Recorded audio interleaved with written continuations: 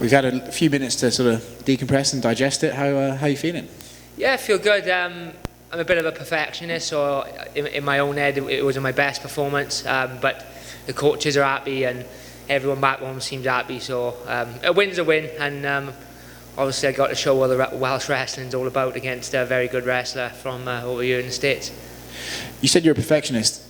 I know you haven't been able to probably watch the fight, but what do you think you could have done better then? Just some of the scramble exchange. I could have been a little bit more busy, a little bit more cleaner on the feet. But again, I'll need to probably go and watch it back properly to see what could have gone better, or maybe what did go better. But in my head, for whatever reason, I didn't think it did. So there's always areas of a fight where you can improve on. So I'll need to watch it to get a better idea. But as long as the coaches are happy, I can't complain. I have to say, the reaction online to it being a split was pretty surprised, I suppose would be the nice way of putting it. When you were in there and you realised it was a split decision, what were you thinking? Yeah, I was a bit confused with it, to be honest. I felt like I clearly won the first and third. The second was close, but I felt like I pinched the second as well. When I heard the one judge give it 30-27, I knew obviously that was to me. And then I had a little bit more confidence then when the final judge scored it 30-27 as well. But yeah, I was surprised at it being a split. But those Vegas judges, they're always a little bit on the dodgy side.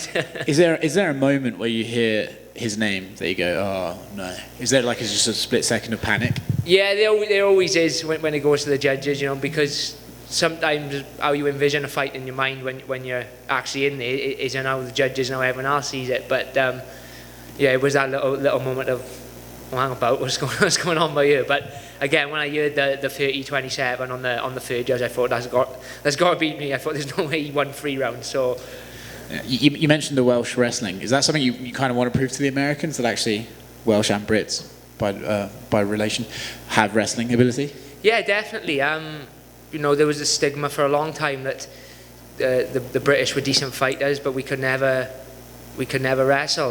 We'll never wrestle with the Americans, and that's slowly going away. My wrestling coach, Carl Parker, one of the best coaches in the world for MMA wrestling. We don't train freestyle and Greco over in Wales. We wrestle for MMA, and I think ultimately that was the deciding factor there tonight. As good as Hunter's wrestling is pure wrestling, I obviously had the edge in the MMA wrestling, as we like to call it. And look at guys like Leon Edwards, Arnold Allen, all those guys, can wrestle with the best in the divisions in their weights as well. So you don't need to sort of leave the UK to train anymore to be a good level wrestler. So what's next for you? When would you like to get back in there? I had a slow year last year, so I want to be busy. I'd love to fight in July.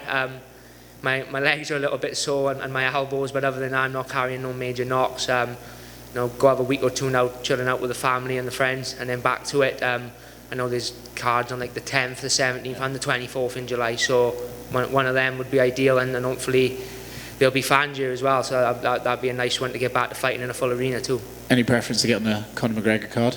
Everyone wants to fight on a Conor McGregor card, don't they?